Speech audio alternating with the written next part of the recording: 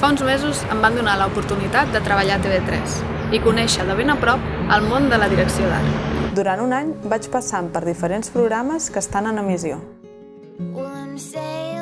Les persones que veieu m'ensenyen dia a dia com funciona l'escenografia al món audiovisual.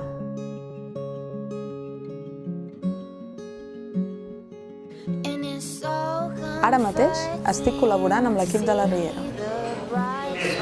Ara estem entre seqüència i seqüència de la Riera i, tot i que jo per càmera sempre sóc qui posa les copes, qui posa els cafès, qui posa els tallats, qui ho posa tot, entre seqüència i seqüència tenim l'Ester que m'ho prepara tot, perquè en el moment de començar jo ja ho tingui tot preparat. Per tant, l'Ester fa molt bona feina i m'ajuda molt.